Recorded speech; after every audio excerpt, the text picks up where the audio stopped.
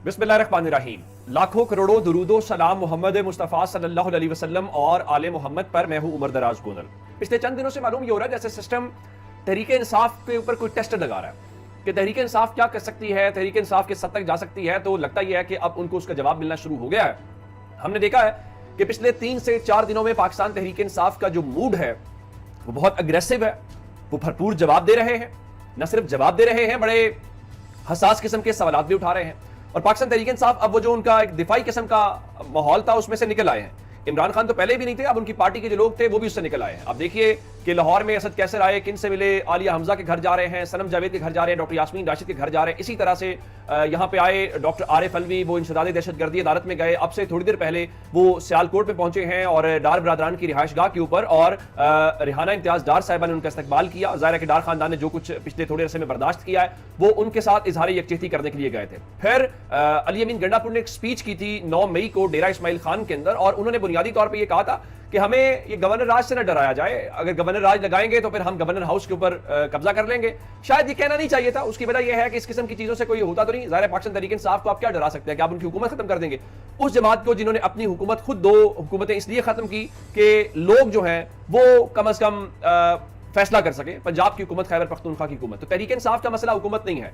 हुकूमत होता तो पीपल्स पार्टी उनका इंतजार कर रही थी कि आइए हमसे बात कीजिए, हमसे मिलकर डील कीजिए। और पीपल्स पार्टी ये कहती है कि हम इंटरेस्टेड थे इस बात में कि तहरीक इंसाफ के साथ मिलकर हुकूमत बनाते, लेकिन इमरान खान ने कहा नहीं, हुकूमत नहीं चाहिए, हुकूमत तो मसला ही नहीं है। अब फिर हुआ क्या कि उसके बाद आज फैसल करीम टूडी साहब ने जवाब दिया और कहा मैं घसीटूंगा, मुझे गवर्नर हाउस का करना आता है। मैंने आपको बताया था गवर्नर का जो इख्तियार होता है वो एक पोस्टमैन से ज्यादा नहीं है या पोस्ट ऑफिस से ज्यादा नहीं है। इख्तियारात अब गवर्नर के पास या सदर के पास नहीं हो सकते। हाँ, प्रोटोकॉल हो सकता है, इंजॉय आप जरूर कर सकते हैं। और उसके बाद जब ये बातें हुई तो अली अमीन गंडापुर ने फिर जवाब दिया। और ये अली अमीन गंडापुर का बिल्कुल एक नया रूप है। उन्हें शुरू में हमने देखा ये सब कहते थे कि उनको आप हटा दें, उनको तब्दील कर दें, लेकिन अली अमीन गंडापुर ने सिर्फ जवाब दे रहे हैं और वो बता रहे हैं कि पाकिस्तान तहरीक इंसाफ अगर किसी का ख्याल है कि दब के चलेगी या इस खौफ से चलेगी कि देखिए हमारी हुकूमत चली जाएगी, ये हो जाएगा, वो आपकी गलत फहमी है।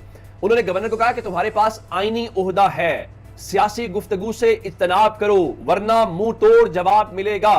सिर्फ ये नहीं है बल्कि कहा कि बस बाय बाय टाटा करो, औकात में रहो। उन्होंने कहा कि मैं ग्रांट और गाड़ी सब बंद कर दूंगा। उन्होंने कहा कि गवर्नर साहब आपकी जो गाड़ी है इसका पेट्रोल भी हमारे बजट में से जाता है। और फिर उन्होंने कहा कि ऐसा ना हो कि मैं गवर्नर हाउस को आवाम के लिए खोल दूं और गवर्नर हाउस को अजायब घर में तब्दील कर दूं। उन्होंने कहा कि मैं तुम्हें 2 कमरों में शिफ्ट कर दूंगा। यानी इसका मतलब ये था कि भाई ये जो आप गवर्नर हाउस इतना बड़ा शाहाना किस्म का आप एंजॉय कर रहे हैं ना, इख्तियार असेंबली के पास है, इख्तियार वजीर आला के पास है, मैं इसको लोगों के लिए खोल दूंगा, आप 2 कमरों तक महदूद हो जाओगे। फिर उन्होंने कहा कि मैंडेट के साथ आया हूं, इस बार माफ कर रहा हूं, एक मौका दे रहा हूं, लेकिन अगली बार बिल्कुल भी छोड़ूंगा नहीं और मुंह तोड़ जवाब मिलेगा। मेरा ख्याल है कि तहरीक इंसाफ अब बिल्कुल उन्होंने फैसला कर लिया।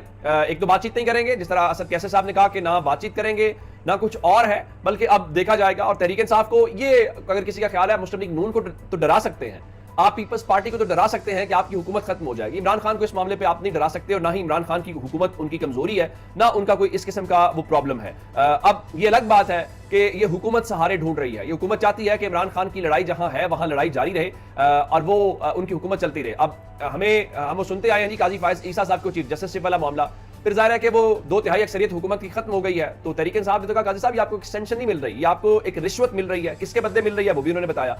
अब कमर जमान तारा जो पाकिस्तान पीपल्स पार्टी के रहनुमा है वो खुद कह रहे हैं कि हुकूमत के कुछ लोग चीफ जस्टिस को तोसी देना चाहते हैं। तोसी देने का फैसला जो है उनका सोच समझ के करना चाहिए। अच्छा, बदकिस्मती की इनकी बात यह है कि हर चीज इनके गले पड़ रही है। अभी ये जो हालिया गवर्नर आए सरदार सलीम हैदर पंजाब के अंदर, इनकी एक प्रेस कॉन्फ्रेंस है और ये खुद 45 और 47 के फॉर्म की बात कर रहे हैं। अपने हल्के में तहरीक इंसाफ के जीतने की गवाही दे रहे थे। अच्छा, उसके बाद अगली बात कि अब तो मौलाना फजलुर रहमान के जो समदी साहब गवर्नर थे वो बात कर रहे हैं कि हमने हर इलेक्शन में देखा कि जो पोलिंग स्टेशन से जीतता है उसी की जीत का नतीजा जारी किया जाता है, यानी फॉर्म 45। ये पहली बार हुआ है कि फॉर्म 47 वाले जो जीत गए हैं। तो अब कहने का मतलब यह है कि एक से बढ़ के एक सूरत हाल है। अब दूसरा एक और मामला आपको बता देता हूं कि चूंकि अब सारी बातें जिस तरह मिसाल के तौर के ऊपर हो रही है जी, डील हो रही है जी, इमरान खान को डील चाहिए। डॉक्टर यास्मीन राशिद और एजाज चौधरी को आज भी पेश किया गया। तो डॉक्टर यास्मीन राशिद ने कहा कि मैं वजीर आला से पूछती हूँ कि आपके पास इख्तियार है क्या मुज़ाकरात करने का। उनका जो अपनी मर्जी का वजीर दाखिला और आईजी नहीं लगा सकते, उनकी क्या हैसियत है हमें डील देने की, हमें कोई एनआरओ देने की। और अब कल पंजाब असेंबली से इनके 27 MPs की रुकनीत मुअत्तल हुई। फिर आप जानते हैं कि सुप्रीम कोर्ट ऑफ पाकिस्तान का फैसला है کہ یہ ارکان کسی پروسیڈنگ میں پارٹیسپیٹ نہیں کریں گے, یہ نہ ووٹ ڈالیں گے اور ان کو معطل تصور کیا جائے گا جب تک حتمی فیصلہ نہیں آتا. اور فیصلہ وہ چلا گیا 3 رکنی جو ججز کی کمیٹی ہے کہ لارجر بینچ بنانا ہے تو کیا کرنا ہے. لیکن سکندر سلطان راجہ صاحب کا جو کردار رہا ہے, جو سپریم کورٹ کا کردار رہا ہے, وہ کوئی قابل تعریف نہیں ہے. میں نے آپ کو بتایا تھا پچھلی ویڈیو کے اندر کہ آپ اندازہ اس بات سے کیجئے کہ وہاں پہ ہوا یہ کہ جو سپریم کورٹ ہے انڈیا کی, وہ جناب علی کرتی رہی کہ وہ جائیں گے اور انہوں نے جو وہاں پہ کیجریوال ہیں ان کو اس بنیاد کے اوپر ضمانت دے دی کہ الیکشنز ہیں اور الیکشنز والے معاملے کے اوپر, لیکن ہمارے ہاں ہم نے کیا آپ کے سامنے ہے. اب اسی الیکشن کمیشن نے ایک اور گڑبڑ کی ہے, اور وہ گڑبڑ کیا ہے, اب جب سپریم کورٹ کا فیصلہ آ گیا تو الیکشن کمیشن کا کام یہ تھا کہ مخصوص نشستوں پہ ان ارکان کو ڈی نوٹیفائی کر دیتے, لیکن اب انہوں نے ڈی نوٹیفائی نہ کرنے کا فیصلہ کیا. دوسرے لفظوں میں کہہ رہے ہیں بھائی ہم باز نہیں آئیں گے, ہم اپنی حرکتیں جاری رکھیں گے, ہم اس حکومت کو بنیاد اور سپورٹ فراہم کرتے رہیں گے. ان کے مطابق یہ سپریم کورٹ نے چونکہ الیکشن کمیشن اور ہائی کورٹ کے فیصلے کو کالعدم قرار نہیں دیا, صرف فیصلہ معطل کیا ہے, تو ڈی نوٹیفائی نہیں کیا جائے گا. اور جو کمیشن نے اپنے جو لا ونگ ہے ان سے رپورٹ طلب کی تھی, تو لا ونگ نے رپورٹ دے دی ہے. اب منڈے کو اجلاس ہوگا. بھائی آپ ان کو نہ بھی کریں تو سب لوگوں کو پتا ہے کہ اس سارے معاملے کی کیا حیثیت ہے یا یہ معاملہ کیا پوزیشن رکھتا ہے, اس پہ اوپر کوئی کسی قسم کی کوئی رائے نہیں ہے. اچھا, ایک اور آج اہم بات ہے کہ وہ جو تحریک تحفظ آئین پاکستان ہے اس کا ایک اہم اجلاس ہوا, اور اس اجلاس میں کچھ اہم فیصلے ہوئے ہیں, اور محمود خان جو اچکزئی ہیں انہوں نے اس بارے میں اس کی صدارت کی, اور اس میں اپوزیشن لیڈر عمر ایوب بھی شریک ہوئے, پی ٹی آئی کے اسد کیسر شامل ہوئے, سنی اتحاد کونسل کے صاحبزادہ حامد رضا تھے, بی این پی مینگل کے ساجد ترین اور ثناءاللہ بلوچ تھے, ایم ڈبلیو ایم کے اسد شیرازی تھے, اور ترجمان تحریک تحفظ آئین پاکستان اخونزادہ حسین یوسف زئی تھے.